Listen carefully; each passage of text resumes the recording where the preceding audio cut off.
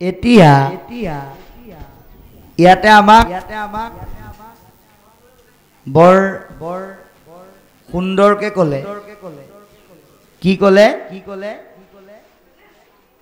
যে ভাগৱতৰ কথা আপুনি জানিলে বা শুনিলে বুলিয়ে আপুনি যতে ততে যাকে তাকে যেতিয়াই তেতিয়াই ক'লে নহ'ব কাক ক'ব লাগে আৰু কাক ক'ব নালাগে এইটো আমাক আজি স্পষ্ট কৰি দিলে মানে কথাটো এনেকুৱা আমি বাস্তৱিকভাৱে ক'লে আপোনালোকৰ বুজাত সহায় হ'ব যে আপুনি ভাজি তৰকাৰী কেৰাহীত বনায় কোনোবা এটাই যদি কৈ দিয়ে বোলে নহয় তুমি আজি ভাজি তৰকাৰী চালনী এখনতে থৈ পেলাই বনোৱা সম্ভৱ হ'বনে বাৰু কেতিয়াও নহয়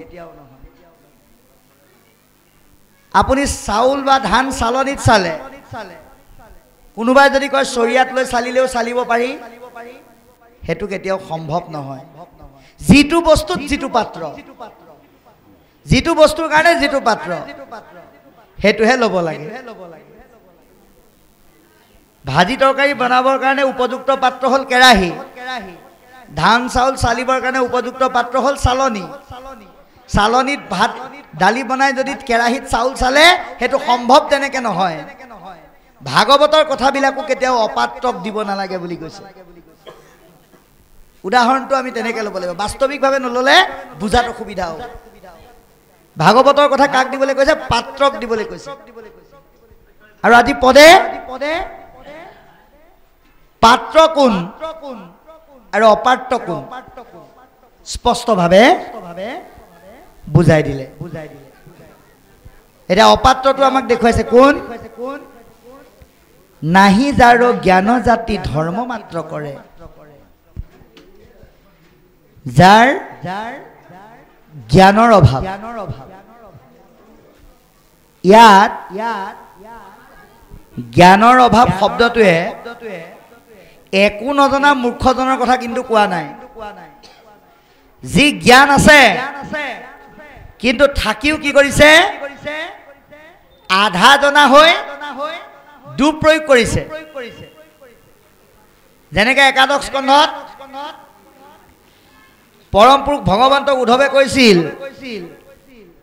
যে হে প্ৰভু আপুনি মোক এটা কথা বুজাই দিয়ক বেদৰ মত যদি এটাই হয় বাণী যদি এটাই হয় ঋষিসকলে কিয় তাক বিভিন্ন মতেৰে প্ৰকাশ কৰে তেতিয়া ভগৱন্তই স্পষ্টকৈ কৈছিল যে নিজ অৰ্থ ভকতিক তেজি বুজে আন ভাগৱতে কৈছে ভকতি কৰিবলৈ কিন্তু যাৰ জ্ঞান আধা হৈ আছে মানে আনৰ পৰা বৰ বেছিকেও জানিব নিবিচাৰে বুজিবলৈ নিবিচাৰে অকণমান জানিয়ে বোলে ভাগৱতত পাইছো নহয় এইটো এনেকেহে কৈছে সেই বুলি নোকোৱা কথাটো ক'বলৈ যত্ন কৰে যেনে আপোনালোকক এটা উদাহৰণ দিম চাব কাৰ মুখেৰে বা কাক ভাগৱতৰ কথা ক'ব নালাগে এইটো এটা উদাহৰণ দিম আপুনি দশম স্কন্ধ ভাগৱত পঢ়িব পঢ়াৰ লগে লগে আপুনি পাব যে ভগৱান কৃষ্ণ যেতিয়া জন্ম হৈছিল নন্দই বোলে 2 কোটি ধেনু দান দিছিল এতিয়া এই কথাটোকে যিসকলে পোনপটীয়াকে জানে তেওঁলোকে কি বুলি ক'ব বোলে ভাগৱততে লিখা আছে খুদ কৃষ্ণ জন্ম হওঁতে নন্দ ৰজাই 2 কোটি ধেনু দান দিছে আমি নিদিম কেলে বুলি কোৱা মানুহো আছে কিন্তু তাক খুচৰি চাব লাগে যে সেই সময়ত দান ধৰ্মটো এটা যুগ সাপেক্ষ ধৰ্ম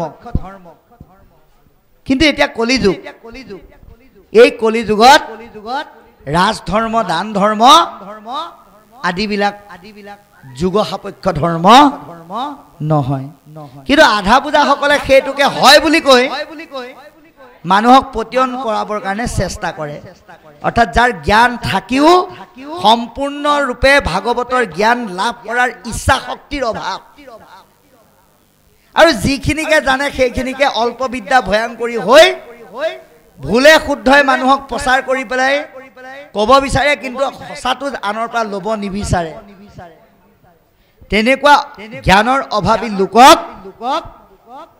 ভাগৱতৰ কথা নকবা আৰু কাক নকবা নিতে বলি বিশ্ব পঞ্চ যজ্ঞক আচৰে এতিয়া আমি এটা কথা স্পষ্টকৈ উপলব্ধি কৰিব লাগে তৃতীয় স্কন্ধ ভাগৱতে স্পষ্ট কৰি দিলে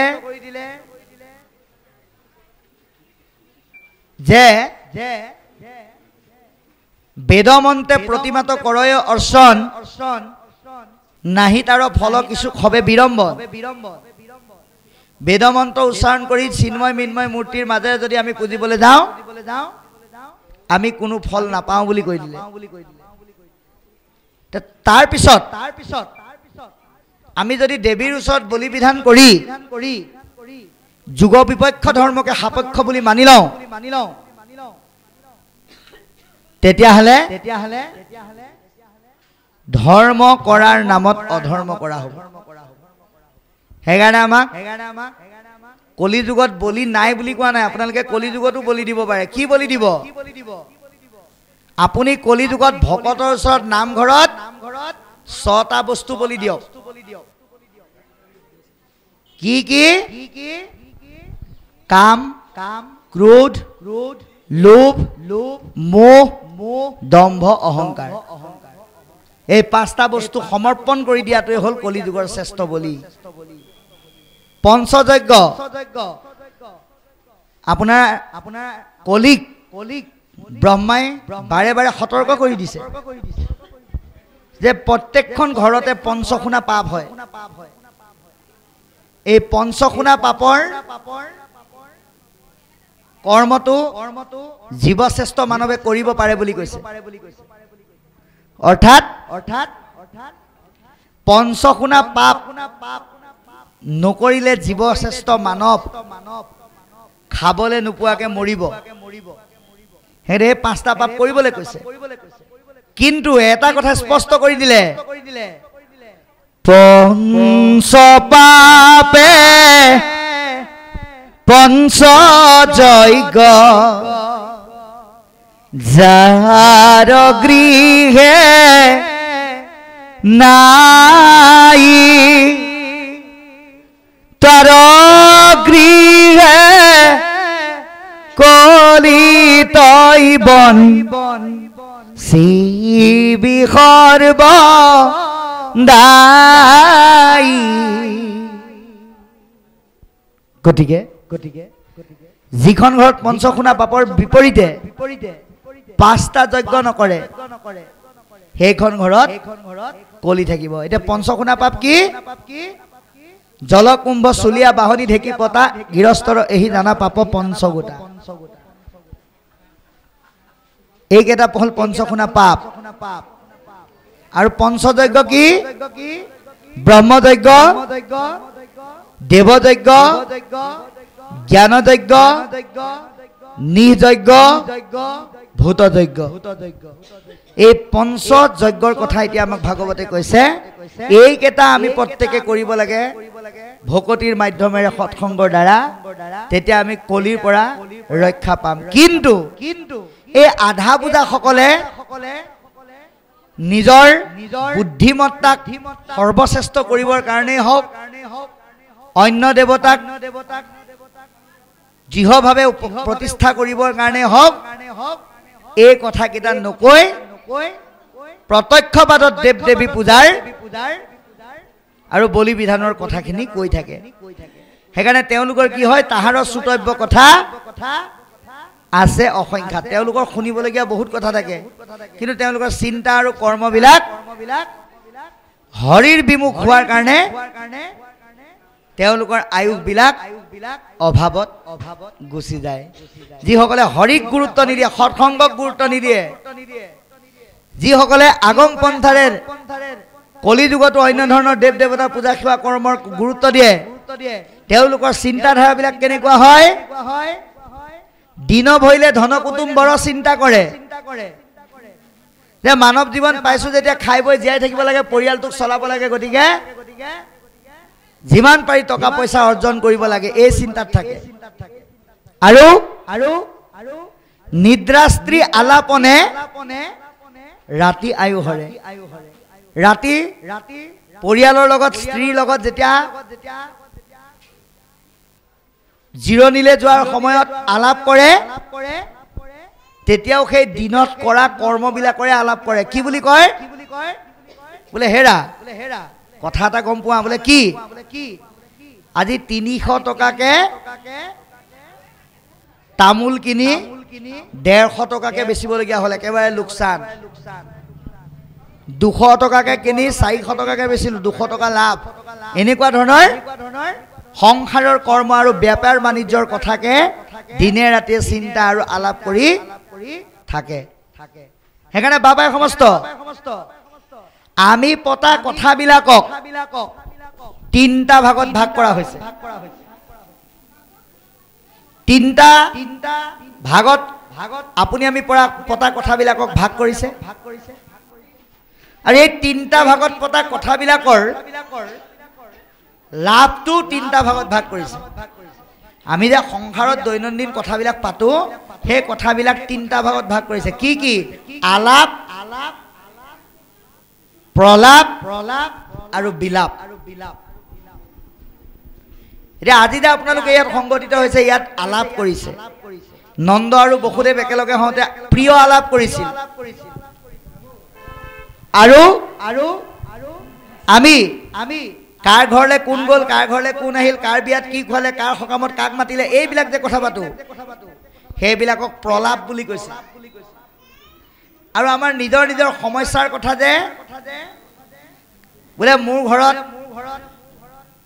ইমানখিনি বস্তু আছিল, কালি আমুকত খৰচ হৈ গ'ল, এৰা মোৰ চলিবলৈ মেলিবলৈ উপায় নাই, এনেকুৱা সংসাৰৰ দুখময় কথাবিলাক যেতিয়া আমি সংগঠিতভাৱে আলোচনা কৰিম, সেইবিলাকক বিলাপ বুলি কৈছে।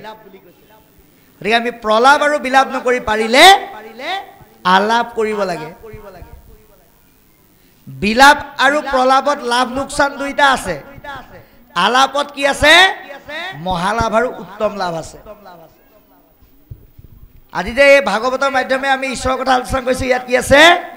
মহালাভ আছে। কাৰণ আমি এই সময়খিনি ইয়াত অৰ্পণ কৰি দিলে আমি ভাগৱতৰ মধুৰ ৰসৰ দ্বাৰা হৃদয়ৰ টোপোলাটোত কিবা এটা বান্ধি লৈ যাব পাৰিম।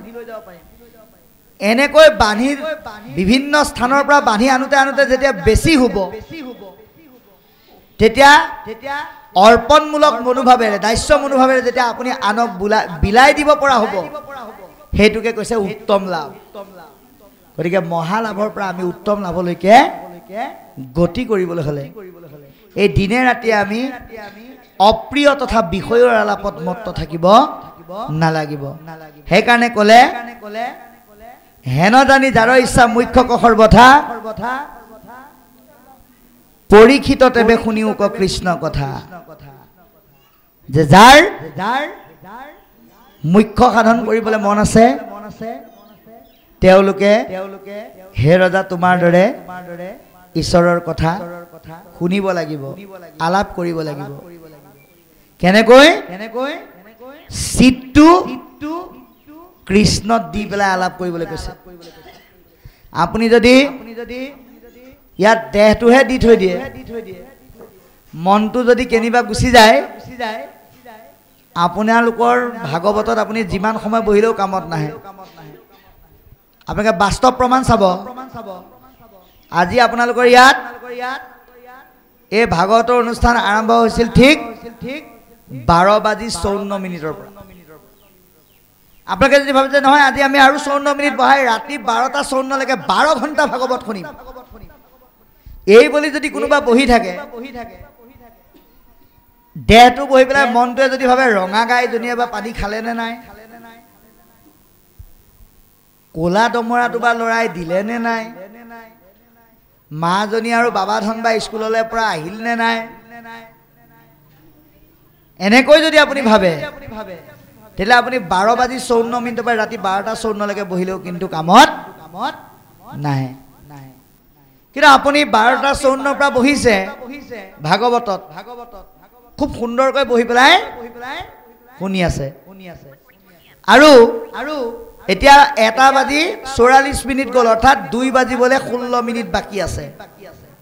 আপুনি যদি এই সময়তো কিবা কাৰণত কিবা এটা এৰাব নোৱাৰা কাম ওলাল,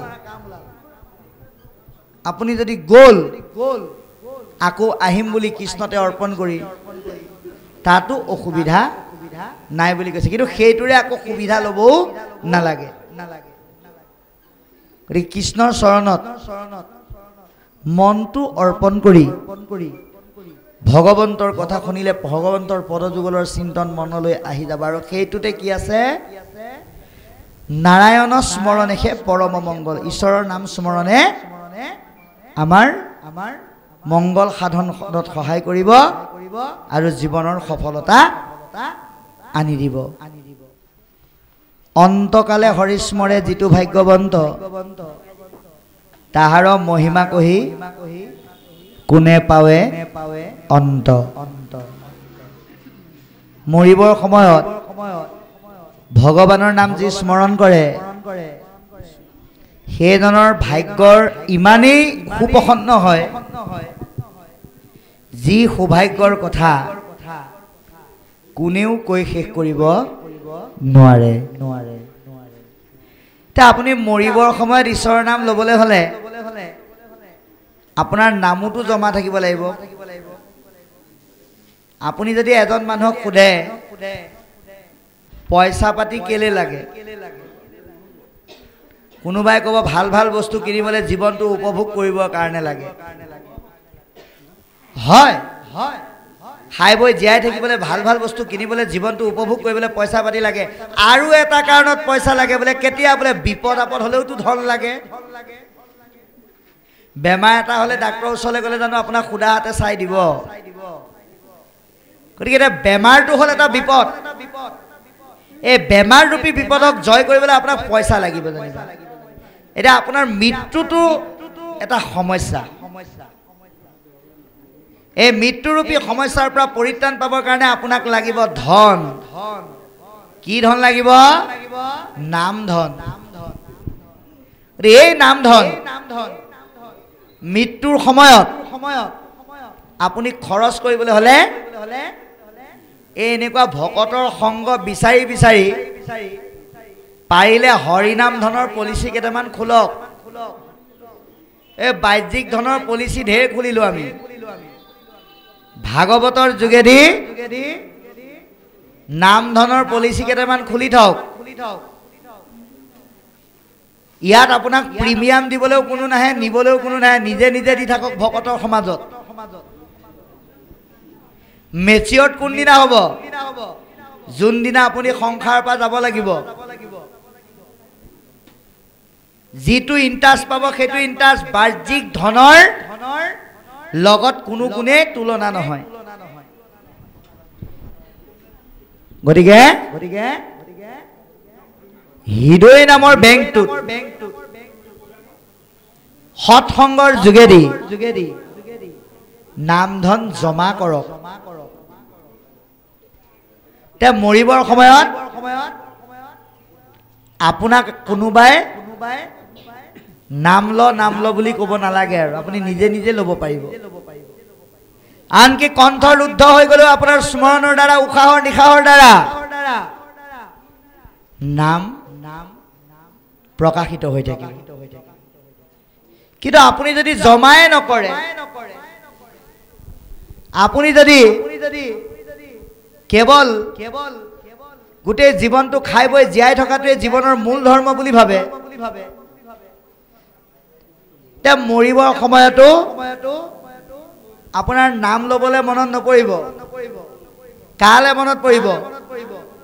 সৰু ল'ৰালে মনত পৰিব, মাজু ছোৱালীলে মনত পৰিব, ডাঙৰ ল'ৰালে মনত পৰিব। আৰু কোনোবাই যদি আপোনাক ৰাম বুলি ক'বলৈ কয় আপুনি কি ক'ব? মই ৰাম নাম ল'ম বাৰু, কিন্তু মোক যেতিয়া খৰি দিবলৈ নিবি আমাৰ ফালে হালি থকা বাঁহকেইটা নেকাটিবি, আমুকৰ ঘৰৰ ফালে হালি থকা কেইটাহে কাটিবি, তেনেকৈ ক'বলৈহে মন যাব। গতিকে নাম ল'বলৈ মন যাবলৈ হ'লে আমাৰ জমা থাকিব লাগিব। যি নাম ধন জমা কৰে তেওঁ বাক্য ৰুদ্ধ হৈ গ'লেও কি কৰে? ঈশ্বৰৰ নাম লৈ থাকে। মহাপুৰুষ মাধৱদেৱে লিখিছে আমি ভগৱন্তৰ ওচৰত প্ৰাৰ্থনাটো কি বুলি কৰিব লাগে? হে কৃষ্ণ তজু পাদ পদ্ম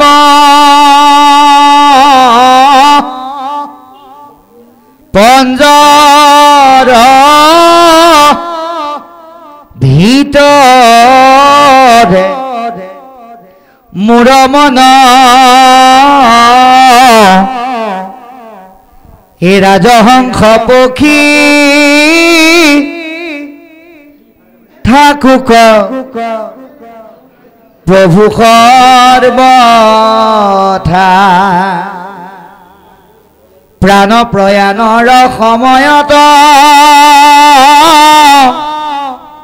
কফ বাত পিত্ত আদি যত কণ্ঠ নিৰোধনে স্মৰণ তোমাৰ কথা। আমি ঈশ্বৰৰ ওচৰত সেইটোৱে প্ৰাৰ্থনা কৰিব লাগে, কণ্ঠ ৰুদ্ধ হৈ গ'লেও যাতে জীৱনৰ শেষ সময়ত তোমাৰ নামটো আহে। আৰু তাৰ কাৰণে জীৱনৰ প্ৰতিটো দিনেই শেষ দিন বুলি ভাবিব লাগিব। আপুনি কোনদিনাই এই সংসাৰৰ পৰা গুচি যায় আমি কোনেও ক'ব নোৱাৰো। সেইকাৰণে জীৱনে আমি যিদিনাই জন্ম হ'লো সেই দিনাৰ পৰাই আমি মৃত্যুৰ কাষলৈকে চাপি চাপি গৈ আছো। সেইকাৰণে কৈছে যিটো ব্ৰহ্মময় দেখে জগত নিখিল, গোটেই জগতখনক যি ঈশ্বৰময় দেখে, যত পাপ পুণ্য সমস্ততে নিবৰ্তিল। আপুনি এই সংসাৰৰ পৰা যাবলৈ হ'লে আপুনি পাপ লৈ গ'লেও আহিব লাগিব, পুণ্য লৈ গ'লেও আহিব লাগিব। নাহিবলৈ হ'লে কি কৰিব লাগিব? পাপ পুণ্যহীন হৈ যাব লাগিব। আৰু পাপ পুণ্যহীন হৈ যাবলৈ হ'লে কি কৰিব লাগিব? সমস্তকে আপুনি ঈশ্বৰময় দেখিব লাগিব। সমস্ত জীৱৰ মাজত ঈশ্বৰৰ অস্তিত্ব দেখিব লাগিব। কাৰ দৰে? দ্ৰৌপদী আইগৰাকীৰ দৰে, যি নেকি পঞ্চ পাণ্ডৱৰ 5টা পুত্ৰক কাটি পেলোৱা অশ্বত্থামাক অৰ্জুনে ধৰি আনি সন্মুখত ঠেকেচা মাৰি দিয়াৰ পিছতো ভৰিত ধৰি সেৱা কৰি মুকলি কৰি দিবলৈ আহ্বান কৰিছে। সেই চিন্তাৰে সকলোকে আমি হৰিময় দেখিবলৈ যত্ন কৰিব লাগিব। তেতিয়া পাপ পুণ্যহীন হৈ যাব আৰু হৰি ভাৱত তেওঁ মন একাত্ম হৈ যাব। ৰতি অবিশ্ৰাম বুলি কৈছে। অহৰ্নিশে তেওঁ হৰি চিন্তনত একাত্ম হৈ থাকিব। আৰু তেওঁ কেতিয়াও ঈশ্বৰৰ নাম নেৰে, সদায় মুখত নেৰে ৰামকৃষ্ণ নাম। যি হৰি ভাৱত একাত্ম হৈ যায় তেওঁ ঈশ্বৰৰ নাম কেতিয়াও গা বুলি কোনেও কৈ দিব নালাগে। এই কথা যেতিয়া ক'লে লগে লগে পৰীক্ষিতে প্ৰশ্ন কৰিছে, বুলিবা অপূৰ্ব কিনো কহিলাহা মুনি, হে মুনিবৰ আপুনি আমাক ইমান আচৰিত কথা ক'লে, ইটো কথা একো পুৰুষতে নতু শুনি। গতিকে এই কথাখিনি মই কাৰো মুখৰ পৰা কেতিয়াও শুনা নাই, কোনো ৰাজঋষি ব্ৰহ্ম ঋষি কোনেও কোৱা নাই। কেলে নাই কোৱা? তেওঁলোকে নাজানে নে নকওঁ বুলি নকলে? পৰীক্ষিত ৰজাই তাৰ উত্তৰ দিছে, শুনা সাৱধানে আৰু নৃপতি উত্তৰ। হে ৰাজন, শুকদেৱে তাৰ উত্তৰ দিছে পৰীক্ষিতক, শুনা সাৱধানে আৰু নৃপতি উত্তৰ। হে ৰাজন, ইয়াৰ উত্তৰটো কওঁ শুনা। ইটো মহাভাগৱত শাস্ত্ৰ বৈকুণ্ঠৰ। এয়া বৈকুণ্ঠৰ শাস্ত্ৰ, ভগৱন্তৰ মুখৰ বাণী। আত্মমহা ধৰ্ম একে নামেকে প্ৰখ্যাত। ভাগৱতৰ মূল বস্তুটো কি? ঈশ্বৰৰ নাম। ভাগৱতৰ উত্তম বস্তুৱে হ'ল ভগৱন্তৰ নাম। সেইকাৰণে আমাক সিদ্ধান্ত দিছে, অ বৈকুণ্ঠৰ কল্পতৰু ভাগৱত শাস্ত্ৰ ইহাৰ উত্তম ফল হৰি নাম মাত্ৰ। বৈকুণ্ঠৰ কল্পতৰু ভাগৱত। ভাগৱতৰ শ্ৰেষ্ঠ বস্তুটোৱে হ'ল ঈশ্বৰৰ নাম। নামক ভাগৱতে উত্তম স্থান কিয় দিলে? কাৰণ নামৰ কোনো বিনাশ নাই। নাম অবিনাশী, নাম সুমধুৰ, নাম চৈতন্য। হেলা ৰঙে নাম ললে সেৱক সাধু মহন্ত ভকত বৈষ্ণৱ সকলে এই সংসাৰ তৰি যাব পাৰে। সেইকাৰণে কৈছে ভাগৱত ধৰ্মৰ শ্ৰেষ্ঠ বস্তুটোৱে হ'ল নাম। শুনিলে বোলে কৃষ্ণক দেখা পায়। আপুনি আমিতো ভাগৱত 7 টকা দামৰ পৰা শুনিয়ে আছো আজি তাৰিখলৈকে। ধৰক আপোনালোকে শুনি আছে, আমি বাৰু নাই শুনা। আমি সিমান বয়স আমাৰ হোৱা নাই। এয়া মাত্ৰ 30টা বছৰহে পাৰ কৰিছো। আপোনালোকে কিন্তু 7 টকাৰ পৰা ভাগৱত শুনিয়ে আছে। ক'ত আজিলৈকে দেখোন কৃষ্ণক দেখাই নাই। কলি যুগত ভগৱান কৃষ্ণই কাৰো ঘৰত আহি পেলাই দেখা নিদিয়ে। কলি যুগত কৃষ্ণ কাৰ লগত থাকে? বোলে ভকতৰ লগত থাকে। সেইকাৰণে ভকতক যদি ভগৱন্ত বুলি মান্যতা কৰিব পাৰে, কৃষ্ণৰূপী দৰ্শন আপুনি হৃদয়তেই লাভ কৰিব। সেইকাৰণে কৈছে পূজা নমস্কাৰ ধ্যান সমস্তে দুষ্কৰ। এই দুৰ্ঘুৰ কলি যুগত পূজা কৰা, নমস্কাৰ কৰা, যোগ যজ্ঞ স্নান দান ধ্যান আদি কৰা কৰ্মবিলাকক দুষ্কৰ বুলি কৈছে। ই সহজতে সম্ভৱ নহয়। হৰিগুণ নাম ধৰ্ম মহাসুখকৰ, কিন্তু ঈশ্বৰৰ নামত মহাসুখ নিহিত হৈ আছে। যিটো সুখ পালে আৰু আমাক বেলেগ সুখ প্ৰয়োজন নাই। সেইকাৰণে কৈছে স্ত্ৰী বাল্য বৃদ্ধ সমস্তৰে অধিকাৰ। অন্য ধৰ্মত কিছুমান চৰ্ত বা কিছুমান কথা থাকে, কিন্তু নামত নাথাকে। স্ত্ৰী বাল্য বৃদ্ধ যোনে যেতিয়া যেনেকে য'তেই নলওক সকলোকে নামে উপকাৰ কৰে। আবাল বৃদ্ধজনেও ল'ব পাৰিব, কণমানি শিশুজনেও ল'ব পাৰিব, লাগে মাত্ৰ আগ্ৰহ। চাণ্ডালকো কৰে নামে তেখনে উদ্ধাৰ। আপুনি আমি যাক আমাৰ চৰ্ম চকুৰে নিম্ন বুলি ভাবো, তেওঁকো নামে উদ্ধাৰ কৰে। যাৰ প্ৰমাণ উগ্ৰসভা সূতৰ মুখেৰে নিগৰিত হৈছে। যেতিয়া 28টা ঋষিয়ে ভাগৱত শুনিলে, তেওঁ কি বুলি ক'লে? তোমাষাৰ প্ৰশ্নে ভৈলো আজি সি পবিত্ৰ, হেন শুনি সুতে বিনাৱন্ত অৱনত, আমি অকুলীন হেন আছিল মনত। তোমাষাৰ প্ৰশ্নে ভৈলো আজি সি পবিত্ৰ, শুনা যে নজানো কহো কৃষ্ণৰ চৰিত্ৰ।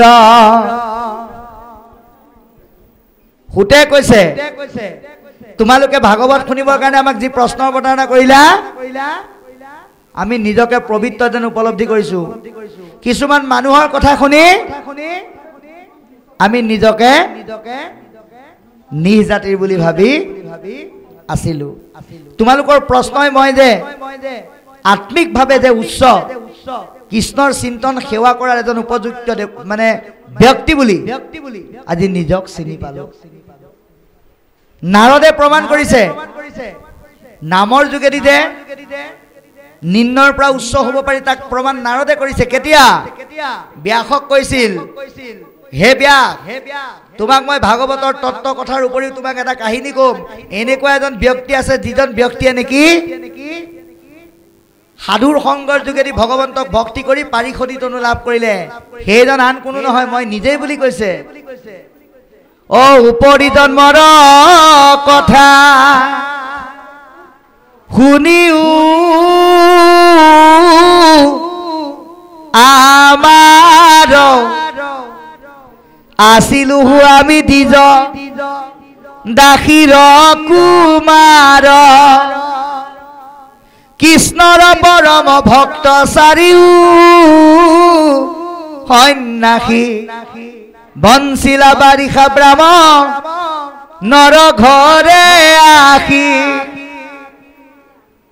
মই এগৰাকী দাসী পুত্ৰ হৈও চাৰিজন সন্যাসীৰ মুখেৰে কৃষ্ণ কথা শুনি সেই ভক্তিৰ যোগেদি পাৰিষদী তনু পালো সুতে কৈছে আজি তোমালোকৰ প্ৰশ্নৰ যোগেদি মই উত্তৰণ হোৱাৰ সুবিধা পালো এয়া হ'ল উদাহৰণ আৰু ভাগৱতে সেইটোকে এতিয়া কৈছে যে নাম লোৱা ইচ্ছা থকা প্ৰত্যেকজনকে নামে উদ্ধাৰ কৰে ভকতিয়ে কৃপা কৰে সেইকাৰণে কলিৰ সন্ধ্যাত মই পহিলো পিতৃ কলি অহাৰ সন্ধিক্ষণত পিতৃ ব্যাসৰ যোগেদি এই কথাখিনি পালো তুমি মহা মহন্তত কৰিব বিদিত তোমাৰ দৰে এজন উপযুক্ত সাধুক মই এই কথাখিনি কম প্ৰশ্নৰ উত্তৰ দিও হুইও সাৱধান প্ৰশ্নৰ উত্তৰ দিও তুমি সাৱধান হোৱা আৰু মনত ৰাখিবা কৃষ্ণৰ নামেহে জানা পৰম কল্যাণ কৃষ্ণৰ নামেহে আমাৰ কল্যাণ সাধনত সহায় কৰিব নামে সাধে যাৰ যেন মত অভিলাষ নামে কি কৰে আমাৰ মনৰ কামনাবিলাক পূৰ্ণ হোৱাত সহায় কৰে কিন্তু সব কামনা আপোনাৰ নামে পূৰ্ণ নকৰে আপুনি যদি ঈশ্বৰৰ নাম গাই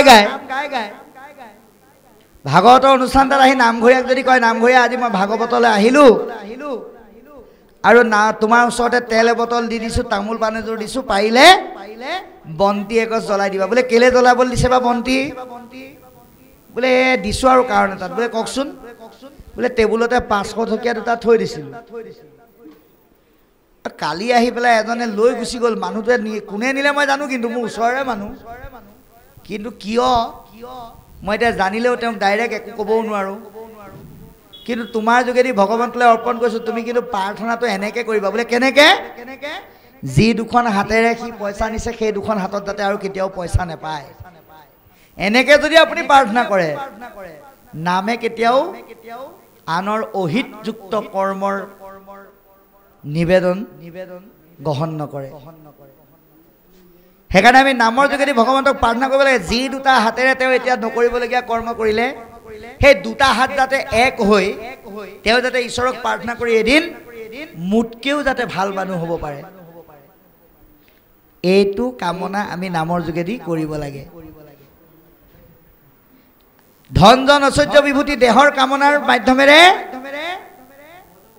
আমি নামৰ যোগেদি একো বিচাৰিব নালাগে কাৰণ ভগৱন্তই সকলোকে কাক ক'ত কেতিয়া কি দিব লাগিব তেওঁ জানে আৰু সেইমতে তেওঁ প্ৰদান কৰে আমি বেলেগে বিচৰাৰ প্ৰয়োজন নাই এই কথা আমাক জনালে জ্ঞানৰো জানিবা হৰি নামে মুখ্য ফল আৰু জ্ঞানকো পূৰ্ণ কৰিব ঈশ্বৰৰ নামেহে কেৱল জ্ঞানী হলেও নহব প্ৰথম স্কন্ধ ভাগৱতে সিদ্ধান্ত দিছে ভকতি বিহীন জ্ঞান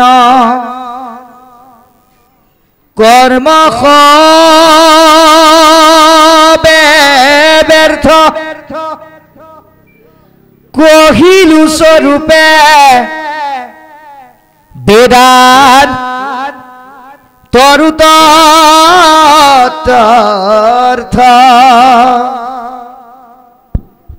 ভকতিবিহীন জ্ঞান আৰু কৰ্মই আমাক কেতিয়াও জীৱন সফলতাত সহায় নকৰে গতিকে ভক্তিযুক্ত জ্ঞানৰ দ্বাৰা আমি সফলতাবিলাক অৰ্জন কৰিব পাৰোঁ নামৰ বাহিৰে মংগল সাধনৰ বিকল্প নাই বুলি কৈছে চাৰিও বেদৰ অসাৰ এহিকে নিৰ্ণয় এয়া হ'ল চাৰি বেদৰ মূল সিদ্ধান্ত জানি পৰীক্ষিত তুমি তেজিও সংশয় হে ৰাজন সেইকাৰণে তুমি সংশয় ত্যাগ কৰি ভাগৱতৰ দ্বাৰা নামমুখী হৈ তৰণৰ ব্যৱস্থা কৰা